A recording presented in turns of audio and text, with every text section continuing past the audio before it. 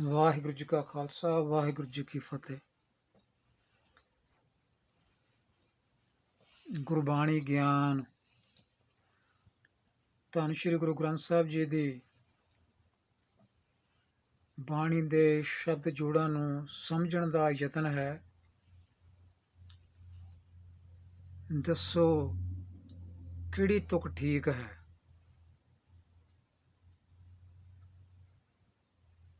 ਇਸ ਤਰ੍ਹਾਂ ਇਸ ਢੰਗ ਨਾਲ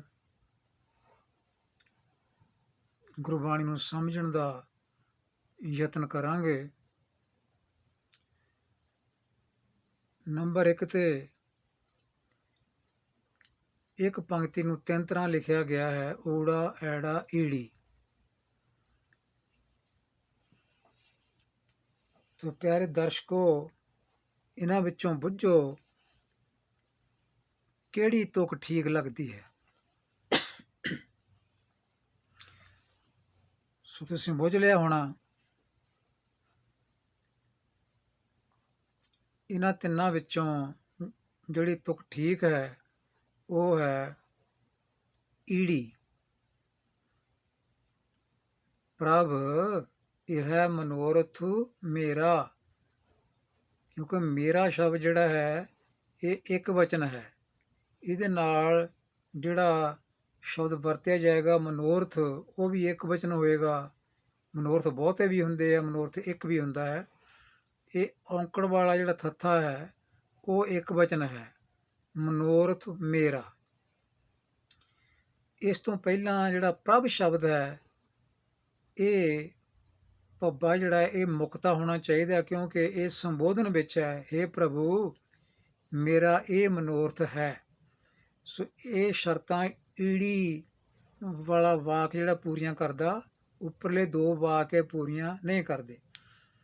ਊੜੇ ਵਾਲੀ ਪੰਕਤੀ ਵਿੱਚ ਮਨੋਰਥ ਜਿਹੜਾ ਇਹ ਬਹੁਤਾ ਬਹੁ ਬਚਨ ਹੈ, ਇਸ ਕਰਕੇ ਮੇਰਾ ਸ਼ਬਦ ਨਾਲ ਉਹ ਢੁੱਕਦਾ ਨਹੀਂ। ਐੜਾ ਵਾਲੀ ਪੰਕਤੀ ਵਿੱਚ ਮਨੋਰਥ ਢੁੱਕਦਾ ਹੈ ਵੀ ਇੱਕ ਵਚਨ ਹੈ, ਪਰ ਪ੍ਰਭ ਸ਼ਬਦ ਭੱਬੇ ਨੂੰ ਔਂਕੜ ਵਾਲਾ ਨਹੀਂ ਢੁੱਕਦਾ, ਕਿਉਂਕਿ ਉਹ ਕਰਤਾ ਕਾਰਕ ਬਣ ਜਾਂਦਾ ਹੈ ਪ੍ਰਭ। ਤੋ ਈੜੀ ਜਿਹੜੀ ਹੈ ਇਹਦੇ ਵਾਲਾ ਵਾਕ ਜਿਹੜਾ ਹੈ ਇਹ ਸਹੀ ਹੈ। ਸੰਬੋਧਨ ਕਾਰਕ ਹੋਵੇ ਤਾਂ ਉਹ ਸ਼ਬਦ ਜਿਹੜਾ ਪੁਲਿੰਗ ਸ਼ਬਦ ਹੁੰਦਾ ਉਹ ਮੁਕਤਾਂਤ ਵਾਲਾ ਹੁੰਦਾ, ਇਸ ਕਰਕੇ ਪ੍ਰਭ ਇੱਥੇ ਮੁਕਤਾਂਤ ਹੈ। ਲਓ ਪਿਆਰਿਓ, 2 ਨੰਬਰ ਤੇ ਬੁੱਝੋ ਇਹ 3 ਪੰਕਤੀਆਂ ਲਿਖੀਆਂ ਹੋਈਆਂ ਨੇ। ਇੱਕੋ ਪੰਕਤੀ 3 ਤਰ੍ਹਾਂ ਲਿਖੀ ਹੋਈ ਹੈ, ਇਹਨਾਂ ਵਿੱਚੋਂ ਇੱਕ ਠੀਕ ਹੈ, 2 ਨਹੀਂ। ਬੁੱਝੋ। ਉਮੀਦ ਹੈ ਕਿ ਤੁਸੀਂ ਇਹਨੂੰ ਗੈਸ ਕਰ ਲਿਆ ਹੋਣਾ।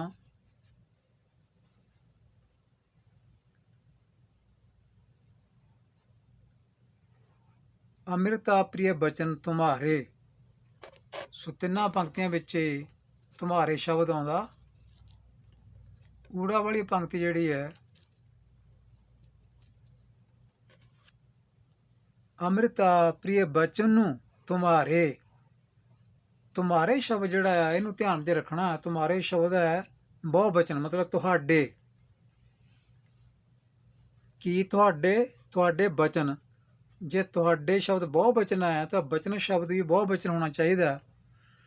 ਤੇ ਬਹੁ ਬਚਨ ਸ਼ਬਦ ਜਿਹੜਾ ਹੁੰਦਾ ਉਹ ਨੰਨੇ ਨੂੰ ਔਂਕੜ ਨਾਲ ਨਹੀਂ ਹੁੰਦਾ, ਮਤਲਬ ਔਂਕੜਾਂਤ ਨਹੀਂ ਹੁੰਦਾ, ਉਹ ਔਂਕੜ ਮੁਕਤੇ ਵਾਲਾ ਹੁੰਦਾ। ਤੇ ਇਹਦੇ ਵਿੱਚ ਇੱਕੋ ਹੀ ਪੰਕਤੀ ਹੈ ਜਿਹਦੇ ਵਿੱਚ ਨੰਨਾ ਮੁਕਤਾ ਹੈ, ਉਹ ਐੜਾ ਵਾਲੀ ਹੈ, ਐੜਾ ਵਾਲੀ। ਤੋ ਐੜੇ ਵਾਲੀ ਪੰਕਤੀ ਅੰਮ੍ਰਿਤਾ ਪ੍ਰਿਯ ਬਚਨ ਤੁਮਾਰੇ, ਇਹ ਪੰਕਤੀ ਠੀਕ ਹੈ, ਕਿਉਂਕਿ ਤੁਮਾਰੇ ਬਚਨ ਬਹੁਤੇ ਚਾਹੀਦੇ ਆ, ਤੇ ਬਹੁਤੇ ਬਚਨ ਜਿਹੜੇ ਨੰਨੇ ਮੁਕਤੇ ਨਾਲ ਬਣਨੇ ਆ, ਸਿਹਾਰੀ ਨਾਲ ਤੇ ਔਂਕੜ ਨਾਲ ਨਹੀਂ ਬਣਨੇ। ਤੀਸਰੀ ਪੰਕਤੀ ਬੁੱਝੋ ਪਿਆਰਿਓ, ਇਹਨਾਂ ਚੋਂ ਤਿੰਨਾਂ ਵਿੱਚੋਂ ਕਿਹੜੀ ਰਚਨਾ ਠੀਕ ਹੈ।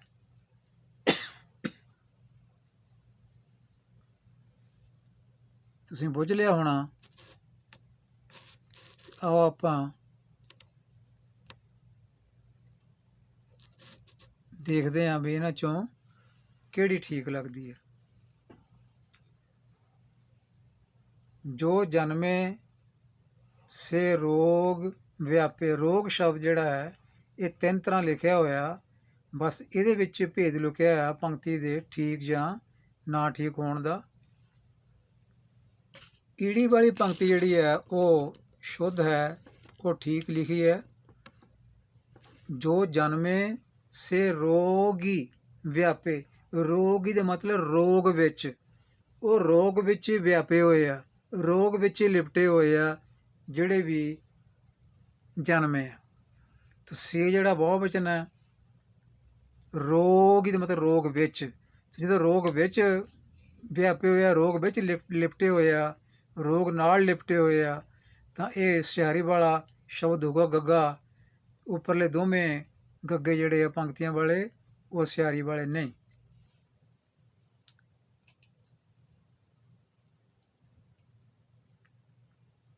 ਅੱਗੇ ਤੁਕ ਨੰਬਰ 4 ਆ ਗਈ।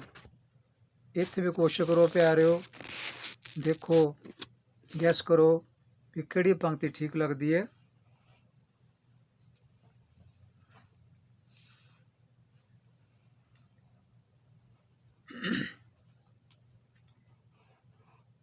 ਇਹਦੇ ਵਿੱਚ ਧਿਆਨ ਰੱਖਣਾ ਹੈ ਸੰਗ ਸ਼ਬਦ ਦਾ।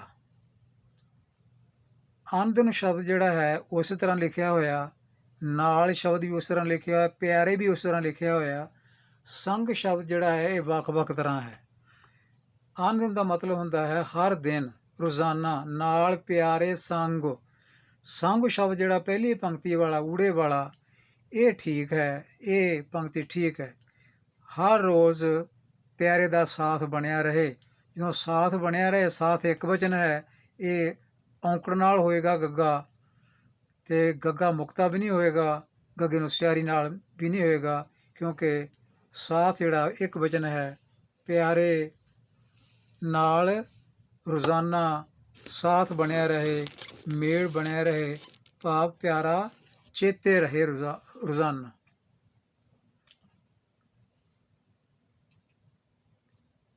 ਲਓ ਗੁਰਮੁਖੋ, ਪੰਕਤੀ ਨੰਬਰ 5 ਤੇ ਆਪਾਂ ਆ ਗਏ ਹਾਂ।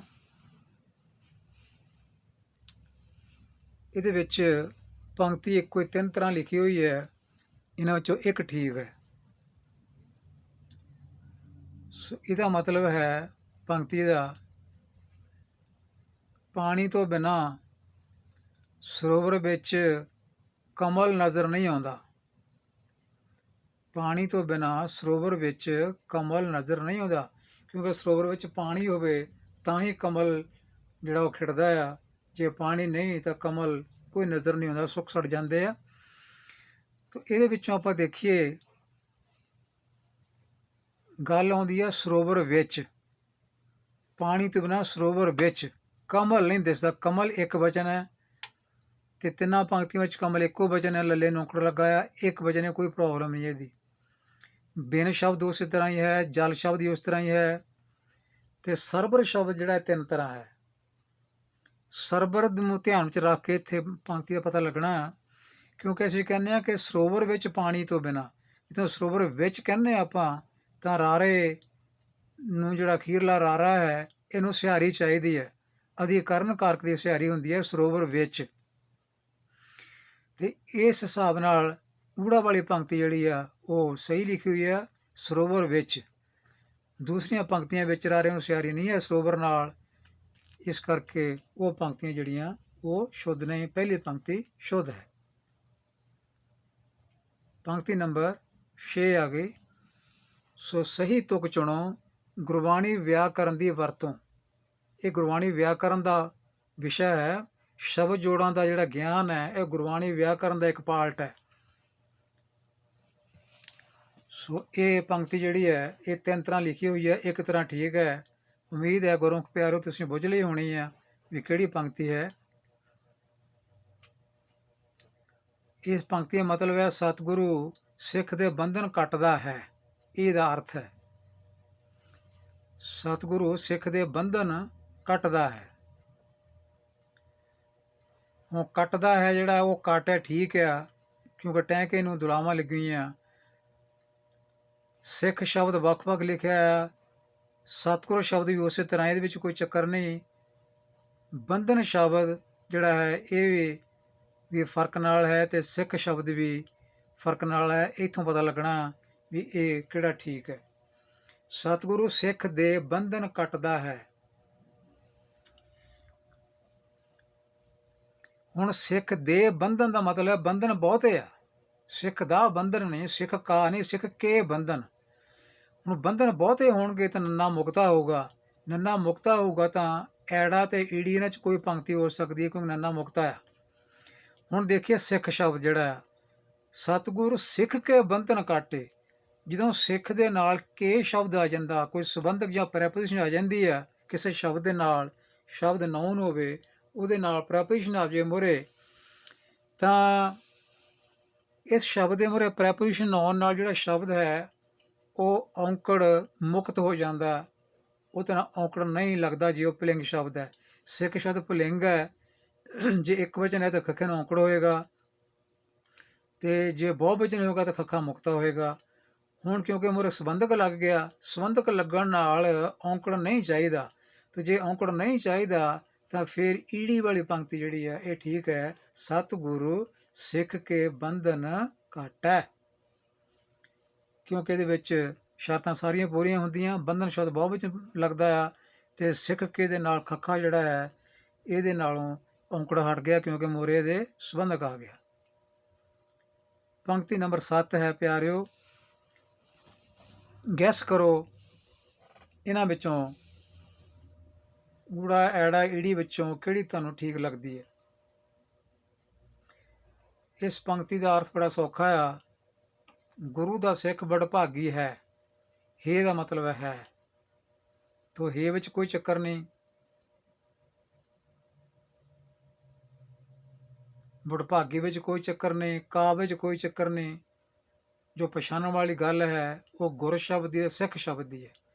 ਗੁਰੂ ਦਾ ਸਿੱਖ ਵਡਭਾਗਾ ਹੈ, ਇਹਦਾ ਮਤਲਬ ਹੈ ਗੁਰੂ ਦਾ ਸਿੱਖ ਵੱਡੇ ਭਾਗਾਂ ਵਾਲਾ ਹੈ, ਵਡਭਾਗੀ ਹੈ।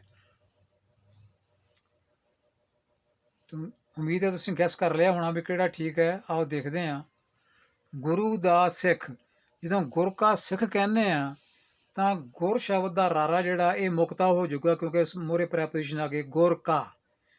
ਸੋ ਗੁਰ ਕਾ ਇਹਦਾ ਮਤਲਬ ਤੀਜੀ ਪੰਕਤੀ ਜਿਹੜੀ ਹੈ ਉਹ ਤਾਂ ਬਿਲਕੁਲ ਠੀਕ ਨਹੀਂ, ਕਿਉਂਕਿ ਰਾਰੇ ਨੂੰ ਔਂਕੜ ਉੱਤੇ ਪਿਆ ਨਹੀਂ ਚਾਹੀਦਾ। ਪਹਿਲੀਆਂ ਦੋ ਰਹਿ ਗਈਆਂ, ਪਹਿਲੀਆਂ ਦੋਵਾਂ 'ਚ ਇੱਕ ਠੀਕ ਹੈ। ਕਿਹੜੀ ਠੀਕ ਹੋਏਗੀ?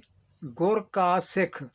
ਹੁਣ ਗੁਰ ਕਾ ਸਿੱਖ ਦਾ ਮਤਲਬ ਹੈ ਗੁਰੂ ਦਾ ਸਿੱਖ, ਸਿੱਖ ਤੇ ਇੱਕ ਹੈ, ਬਹੁਤੇ ਨਹੀਂ।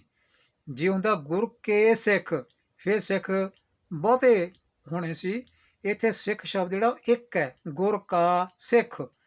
ਤੇ ਜਿਹੜਾ ਇੱਕ ਸ਼ਬਦ ਹੋਵੇ ਤਾਂ ਉਹ ਫਿਰ ਔਂਕੜ ਵਾਲਾ ਹੁੰਦਾ ਆ। ਇੱਥੇ ਐੜਾ ਬੜਾ ਪਾਰਟ ਹੈ, ਇਹਦੇ ਵਿੱਚ ਕੱਖੇ ਨੂੰ ਔਂਕੜ ਹੈ, ਸਿੱਖ ਦੇ ਨੂੰ। ਗੁਰ ਕਾ ਸਿੱਖ ਵਡਭਾਗੀ ਹੈ, ਇਸ ਕਰਕੇ ਐੜਾ ਵਾਲੀ ਪੰਕਤੀ ਜਿਹੜੀ ਉਹ ਠੀਕ ਹੈ। ਲਓ ਜੀ, 8ਵੀਂ ਪੰਕਤੀ ਤੁਹਾਡੇ ਸਾਹਮਣੇ ਹੈ। ਇਸ ਤੋਂ ਲਾਓ ਅੰਦਾਜ਼ਾ। ਪੰਕਤੀ ਬੜੀ ਸੌਖੀ ਹੈ। ਸਤਿਗੁਰੂ ਸਿੱਖ ਨੂੰ ਨਾਮ ਦਾ ਧਨ ਦਿੰਦਾ ਹੈ। ਧਨ ਜ਼ਰੂਰ ਦਿੰਦਾ ਹੈ, ਪਰ ਇੱਥੇ ਪੰਕਤੀ ਕਹਿੰਦੀ ਹੈ ਨਾਮ ਦਾ ਧਨ ਦਿੰਦਾ ਹੈ। ਨਾਮ ਦਾ ਮਤਲਬ ਸਿਮਰਨ ਦਾ, ਭਗਤੀ ਦਾ, ਰੱਬੀ ਨਾਮ ਦਾ ਧਨ ਦਿੰਦਾ ਹੈ, ਇਹਦਾ ਅਰਥ ਹੈ। ਸੋ ਉਮੀਦ ਹੈ ਤੁਸੀਂ ਕੋਈ ਨਾ ਕੋਈ ਵਿੱਚੋਂ ਗੈਸ ਮਾਰ ਲਿਆ ਹੋਣਾ। ਆਓ ਦੇਖਦੇ ਹਾਂ। ਸਤਿਗੁਰੂ ਸਿੱਖ ਨੂੰ ਨਾਮ ਦਾ ਧਨ ਦਿੰਦਾ ਹੈ।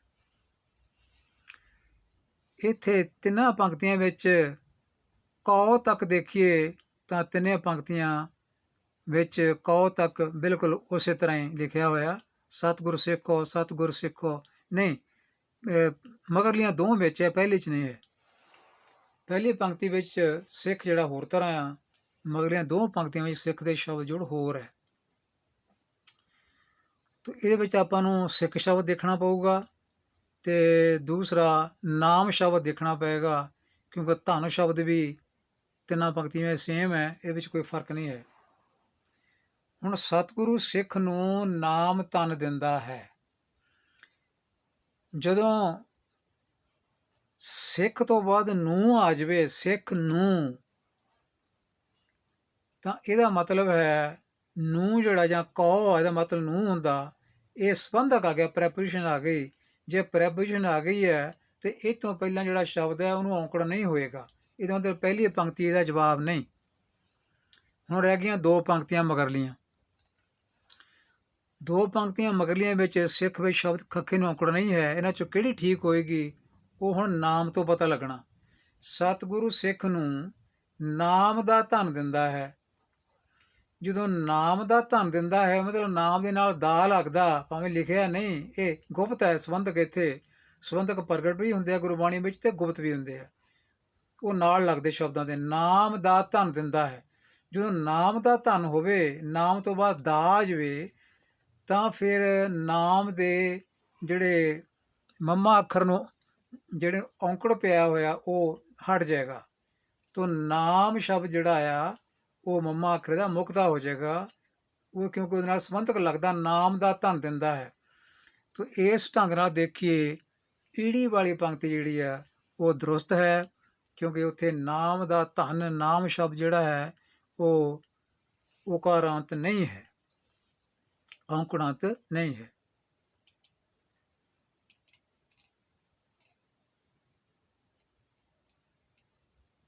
ਲਓ ਜੀ, ਤੁਹਾਡੇ ਸਾਹਮਣੇ ਪੰਕਤੀ ਨੰਬਰ 9 ਆ ਗਈ। ਗੁਰੂ ਕੀ ਆਗਿਆ ਮਨ ਮਹਿ ਸਹਿ। ਇਹਦਾ ਮਤਲਬ ਗੁਰੂ ਦੀ ਜਿਹੜੀ ਆਗਿਆ ਹੈ ਉਸ ਨੂੰ ਮਨ ਵਿੱਚ ਸਹਿੰਦਾ ਹੈ, ਗੁਰੂ ਦੀ ਆਗਿਆ ਨੂੰ ਮਨ ਵਿੱਚ ਸਹਾਰਦਾ ਹੈ, ਗੁਰੂ ਦੀ ਆਗਿਆ ਨੂੰ ਮਨ ਵਿੱਚ ਸਤਿਕਾਰ ਦਿੰਦਾ ਹੈ। ਇਹਦਾ ਅਰਥ ਹੈ। ਹੁਣ ਇਸ ਅਰਥ ਦੇ ਮੁਤਾਬਕ ਗੈਸ ਕਰ ਲਓ ਕਿਹੜੀ ਠੀਕ ਹੋਏਗੀ।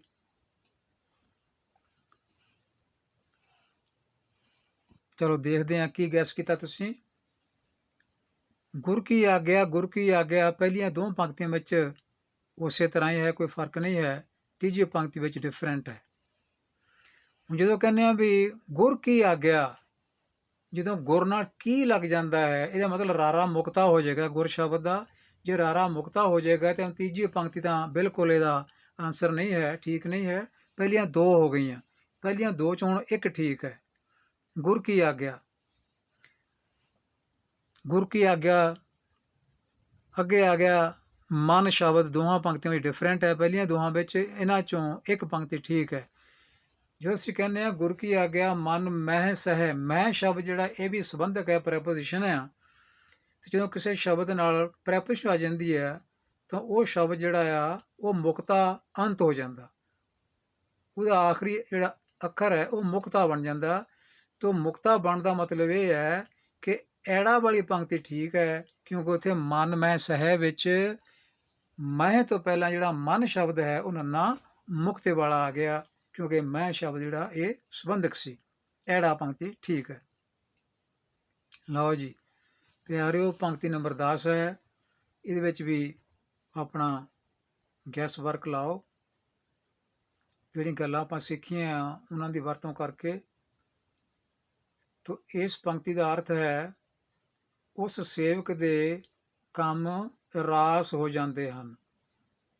ਤਿਸ ਸੇਵਕ ਕੇ ਕਾਰਜ ਰਾਸ, ਉਸ ਸੇਵਕ ਦੇ ਕੰਮ ਰਾਸ ਹੋ ਜਾਂਦੇ ਹਨ, ਠੀਕ ਹੋ ਜਾਂਦੇ ਹਨ, ਇਹਦਾ ਅਰਥ ਹੈ।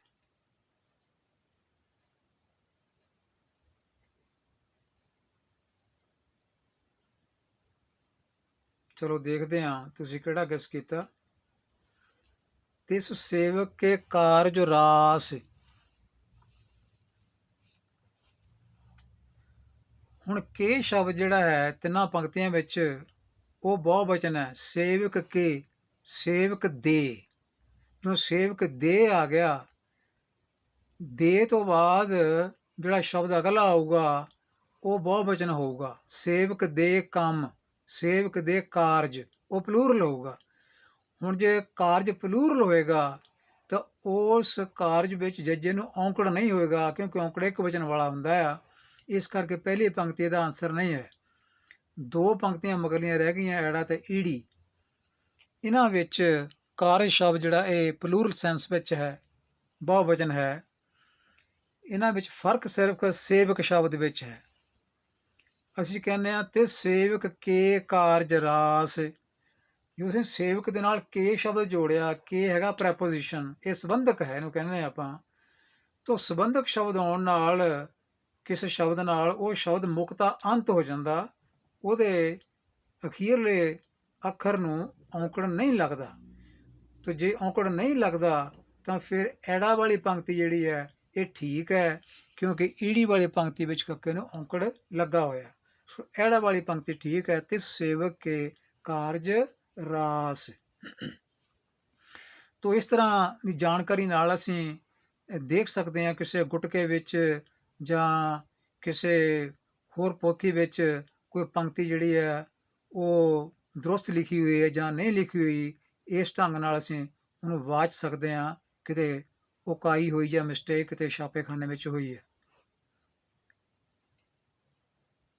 ਪੰਕਤੀ ਨੰਬਰ 11 ਆ ਗਈ।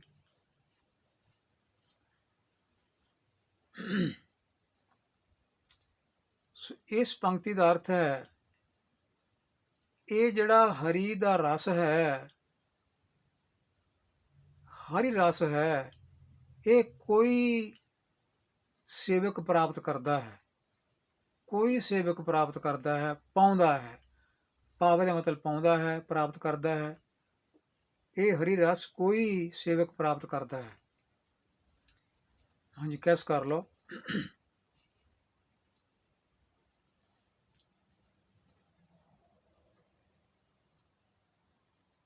ਲੋ ਜੀ, ਆਪਾਂ ਹੁਣ ਸ਼ੁਰੂ ਕਰਦੇ ਹਾਂ ਵੀ ਕਿਹੜੀ ਪੰਕਤੀ ਠੀਕ ਲੱਗਦੀ ਹੈ।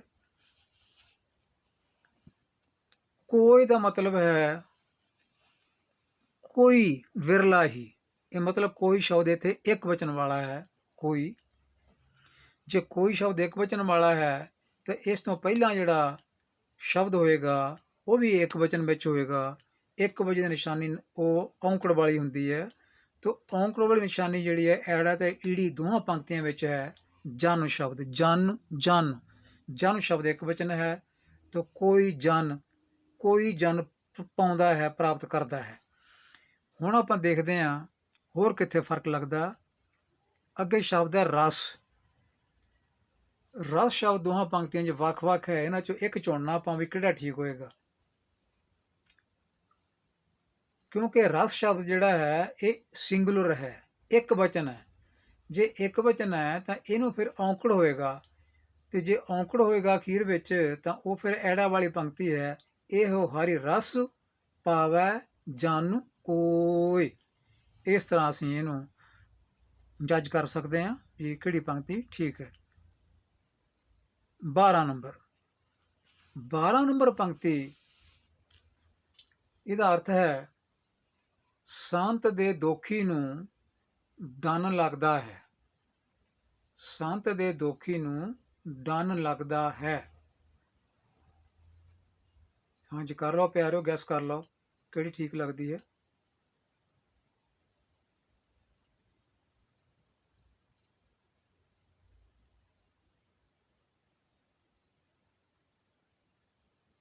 ਸੰਤ ਸ਼ਬਦ ਤਿੰਨਾਂ ਪੰਕਤੀਆਂ ਵਿੱਚ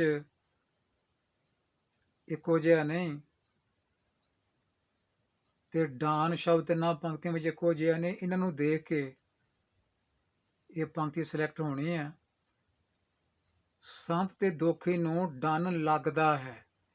ਲੱਗ ਦਾ ਮਤਲਬ ਲੱਗਦਾ। ਲੱਗ ਹੈ ਜਿਹੜੀ ਹੈ ਇਹ ਕਿਰਿਆ ਹੈ, ਵਰਬ ਹੈ, ਇਹ ਸਿੰਗੂਲਰ ਵਰਬ ਹੈ, ਲੱਗਦਾ ਹੈ।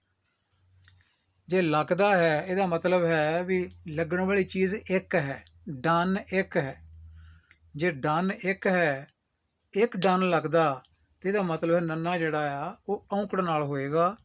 ਇਹਦਾ ਮਤਲਬ ਪਹਿਲੀ ਪੰਕਤੀ ਜਵਾਬ ਨਹੀਂ ਹੈ, ਠੀਕ ਨਹੀਂ ਹੈ। ਮਗਰਲੀਆਂ ਦੋ ਚੋਂ ਹੁਣ ਸਿਲੈਕਟ ਕਰਾਂਗੇ ਵੀ ਕਿਹੜੀ ਠੀਕ ਹੈ। ਮਗਰਲੀਆਂ ਦੋਵਾਂ ਪੰਕਤੀਆਂ ਡਾਨ ਇੱਕੋ ਜਿਹਾ ਹੈ। ਡਾਨ ਨੂੰ ਲੱਗ ਹੈ, ਡਾਨ ਨੂੰ ਲੱਗਦਾ ਹੈ, ਦੰਡ ਲੱਗਦਾ ਹੈ। ਇਹਨਾਂ ਦੋਹਾਂ ਪੰਕਤੀਆਂ ਫਰਕ ਸਿਰਫ ਸੰਤ ਸ਼ਬਦ ਵਿੱਚ ਹੈ। ਸੰਤ ਸ਼ਬਦ ਅਸੀਂ ਕਹਿੰਦੇ ਹਾਂ ਸੰਤ ਦੇ ਦੋਖੀ ਨੂੰ, ਸੰਤ ਕੇ ਦੋਖੀ ਕੋ। ਸੰਤ ਸ਼ਬਦ ਜਿਹੜਾ ਹੈ ਇਹਦੇ ਨਾਲ ਜਦੋਂ ਕੇ ਆ ਜਾਵੇ, ਸੰਬੰਧਕ ਆ ਜਾਵੇ, ਪ੍ਰੈਪੋਜੀਸ਼ਨ ਆ ਜਾਵੇ, ਤਾਂ ਇਹ ਸ਼ਬਦ ਜਿਹੜਾ ਇਹ ਮੁਕਤਾ ਅੰਤ ਹੋ ਜਾਂਦਾ। ਇਹ ਭਾਵ ਇਹਦਾ ਜਿਹੜਾ ਅੱਖਰ ਮਗਰ ਲਾਇਆ ਉਹਨੂੰ ਔਂਕੜ ਹਟ ਜਾਂਦਾ ਆ। ਜੇ ਔਂਕੜ ਹਟਦਾ ਆ ਤਾਂ ਉਹ ਈੜੀ ਆ। ਸੰਤ ਕੇ ਦੋਖੀ ਕੋ ਡਾਨ ਲੱਗੈ। तो ईड़ी वाला वाक जिहड़ा वो सही है। ये शर्तां सारियां व्याकरण वालियां पूरियां करदा। लो जी, पंक्ति नंबर 13 है प्यारिओ, किस करो।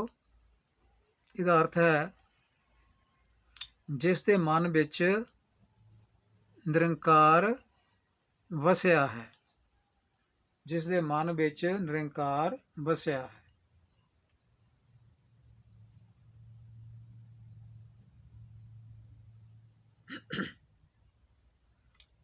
लो जी, तुहाडा गैस कीता, देखदे हां किहड़े सज्जण प्यारे दा ठीक है। जाक है सारियां पंक्तियां विच इक्को जिहा नहीं, कै इक्को जिहा नहीं, मन इक्को जिहा नहीं, निरंकार शब्द इक्को जिहा नहीं। इत्थे 3 तरह का तुहानूं ध्यान रखना पैना। जिस दे मन विच निरंकार बसिया है। हुण कौन बसिया है? निरंकार।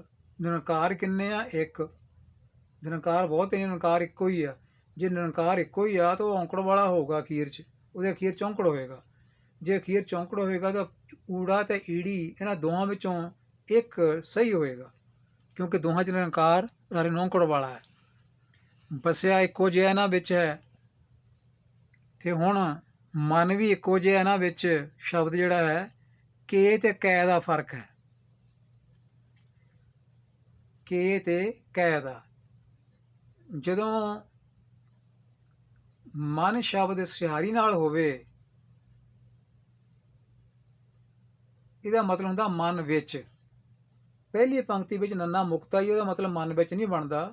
ਦੂਜੀਆਂ ਦੋ ਪੰਕਤੀਆਂ ਜਿਹੜੀਆਂ ਉਹਨਾਂ ਵਿੱਚ ਮਨ ਵਿੱਚ ਬਣਦਾ। ਹੁਣ ਦੂਜੀਆਂ ਦੋ ਪੰਕਤੀਆਂ ਜਿਹੜੀਆਂ ਮਨ ਵਿੱਚ, ਉਹਨਾਂ ਵਿੱਚੋਂ ਇੱਕ ਪੰਕਤੀ ਠੀਕ ਹੋਏਗੀ। ਪਹਿਲੀ ਪੰਕਤੀ ਭਾਵੇਂ ਨਿਰੰਕਾਰ ਕਰਕੇ ਠੀਕ ਹੈ, ਰਾਰਾ ਔਂਕੜ ਵਾਲਾ, ਪਰ ਉਹਦੇ ਵਿੱਚ ਮਨ ਜਿਹੜਾ ਨੰਨੇ ਸਿਹਾਰੀ ਵਾਲਾ ਨਹੀਂ ਹੈ। ਨੰਨੇ ਸਿਹਾਰੀ ਵਾਲਾ ਮਨ ਜਿਹੜਾ ਮਗਲੀਆਂ ਦੋ ਪੰਕਤੀਆਂ ਵਿੱਚ ਆ, ਤੇ ਇਹਦੇ ਵਿੱਚ ਕੇ 'ਚ ਫਰਕ ਹੈ। ਜਾਕ ਹੈ ਮਨ ਵਸਿਆ ਨਿਰੰਕਾਰ। ਜਦੋਂ ਮਨ ਸ਼ਬਦ ਅਧਿਕਰਨ ਕਾਰਕ ਵਿੱਚ ਹੋਵੇ ਤਾਂ ਉਹ ਤੋਂ ਪਹਿਲਾਂ ਜਿਹੜਾ ਸੰਬੰਧਕ ਹੁੰਦਾ ਦੁਲਾਵਾਂ ਵਾਲਾ ਹੁੰਦਾ।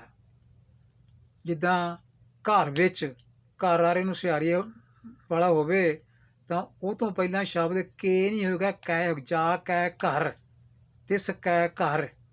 ਤੋ ਇਸ ਕਰਕੇ ਈੜੀ ਪਾਠ ਜਿਹੜਾ ਹੈ ਉਹ ਸਹੀ ਹੈ, ਕਿਉਂਕਿ ਮਨ ਸ਼ਬਦ ਅਧਿਕਰਨ ਕਾਰਕ ਵਿੱਚ ਹੈ, ਨਾਨੇ ਸਿਹਾਰੀ ਨਾਲ ਹੈ। ਉਹ ਤੋਂ ਪਹਿਲਾਂ ਵਾਲਾ ਸੰਬੰਧਕ ਜਿਹੜਾ ਹੈ ਉਹ ਦੁਲਾਵਾਂ ਨਾਲ ਹੋਣਾ ਚਾਹੀਦਾ। ਜਾ ਕੈ ਮਨ ਵਸਿਆ ਨਿਰੰਕਾਰ। ਇਹ ਸ਼ਰਤਾਂ ਪੂਰੀਆਂ ਕਰਦੀ ਹੈ ਪੰਕਤੀ ਈੜੀ। ਲਓ ਜੀ, ਪੰਕਤੀ ਨੰਬਰ 14 ਪਿਆਰਿਓ, ਲਾਓ ਆਪਣਾ ਗੈਸ। ਇੱਥੇ ਇੱਕੋ ਪੰਕਤੀ 3 ਤਰ੍ਹਾਂ ਲਿਖੀ ਹੋਈ ਹੈ, ਇਹਨਾਂ 'ਚੋਂ ਇੱਕ ਠੀਕ ਹੈ। ਇਹਦਾ ਅਰਥ ਹੈ ਸਿਰ ਉੱਤੇ ਖੜਾ ਹੈ ਕੌਣ? ਗੁਰੂ ਸੂਰਮਾ। ਗੁਰੂ ਸੂਰਮਾ। ਜਿਹੜਾ ਸੂਰਾ ਸ਼ਬਦ ਹੈ ਅਸਲ ਵਿੱਚ ਸ਼ੂਰਾ ਹੁੰਦਾ ਆ, ਭਾਵੇਂ ਇਹਦਾ ਉਚਾਰਨ ਲੋਕ ਸੂਰਾ ਕਰਦੇ ਆ। ਅਸਲੀ ਸ਼ਬਦ ਸੰਸਕ੍ਰਿਤ ਦਾ ਸ਼ੂਰ ਹੈ, ਸ਼ੂਰ ਮਾਨੇ ਬਹਾਦਰ ਹੁੰਦਾ। ਇਹਦਾ ਅਰਥ ਬਣ ਗਿਆ ਸਿਰ ਉੱਤੇ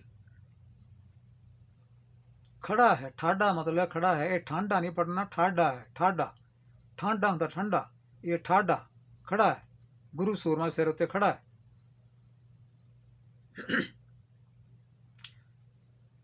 ਲਓ ਜੀ, ਉਮੀਦ ਤੁਸੀਂ ਚੁਣ ਲਿਆ ਹੋਣਾ ਵੀ ਕਿਹੜਾ ਠੀਕ ਹੈ ਨਾ। ਵਿੱਚ ਆਓ ਆਪਾਂ ਦੇਖਦੇ ਹਾਂ ਕਿਹਦਾ ਠੀਕ ਹੈ। ਹੁਣ